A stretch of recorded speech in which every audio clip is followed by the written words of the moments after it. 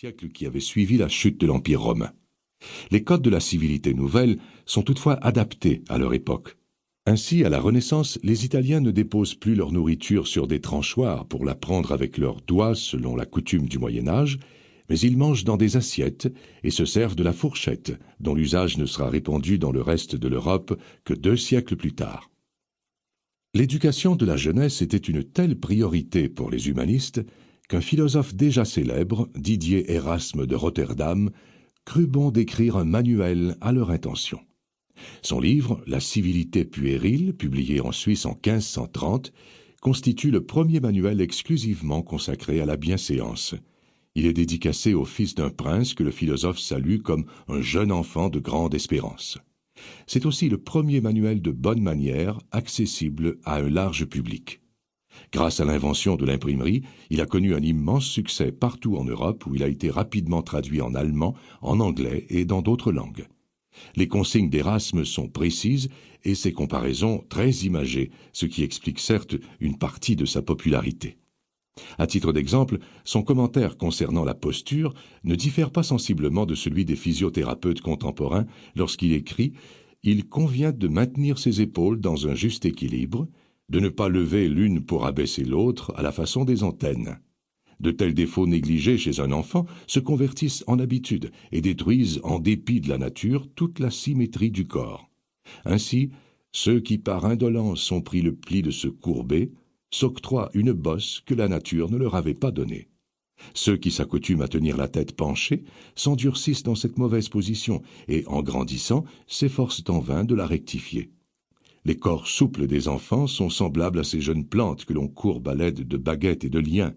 Elles croissent et gardent à jamais le pli qu'on leur a donné. » Ces comparaisons à propos des manières de table ne sont pas moins savoureuses lorsqu'il ajoute « Il y a des gens qui, à peine assis, portent la main au plat. C'est ressembler aux loups ou à ces gloutons qui tirent la viande de la marmite et la dévorent avant qu'on ait, comme dit le proverbe, fait les libations aux dieux. Il y en a qui dévorent plutôt qu'ils ne mangent, comme des gens qu'on va mettre en prison tout à l'heure. Les filous mangent de la sorte ce qu'ils ont volé. D'autres engloutissent d'une seule fois de si gros morceaux qu'ils s'enflent les joues comme des soufflets. D'autres, en mâchant, ouvrent tellement la bouche qu'ils grognent comme des porcs. D'autres mettent tant d'ardeur à dévorer qu'ils soufflent des narines en gens qui vont suffoquer. Boire ou parler la bouche pleine est incivil et dangereux. » Le livre d'Erasme a inspiré bon nombre d'auteurs, dont Jean-Baptiste de La Salle, le fondateur des Frères des écoles chrétiennes. Dans son manuel intitulé « Les règles de la bienséance et de la civilité chrétienne » paru en 1711, de La Salle reprend presque textuellement les propos d'Erasme sans conserver son humour. Les règles de la bienséance et de la civilité chrétienne, plus ou moins remaniées ou adaptées au cours des ans, a servi de manuel de bienséance dans les écoles catholiques en Europe et en Amérique jusqu'au début du XXe siècle.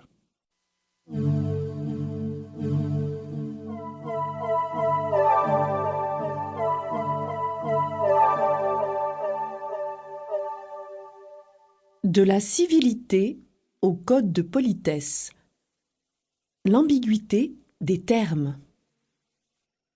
En définissant les responsabilités et les devoirs du citoyen, les anciens parlaient de civilité. À partir du XIIe siècle, on parle de courtoisie plutôt que de civilité. Le terme vient des cours féodales et il désigne des pratiques et des comportements à adopter pour les gens qui vivent à la cour, dont les chevaliers. Dans le domaine des comportements amoureux, cette courtoisie était appelée finamore. Rappelons que l'expression « amour courtois » est une invention du XIXe siècle seulement. Au Moyen Âge, le finamore signifiait amour pur, amour parfait. Les règles, voire la discipline du finamore, freinaient la brutalité des guerriers. Plus tard, à la cour de Philippe le Bon, au XVe siècle, le mot étiquette s'est appliqué à un formulaire sur lequel était inscrit l'emploi du temps du duc et de sa cour.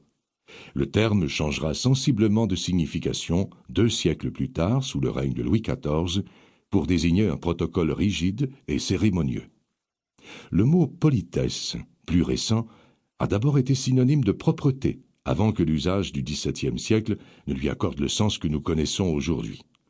Enfin, depuis le milieu du XXe siècle, l'expression savoir-vivre. Pour continuer à écouter ce livre audio gratuitement, cliquez sur le lien dans la description et vous pourrez l'écouter en entier sans frais grâce à l'essai de 30 jours d'Audible.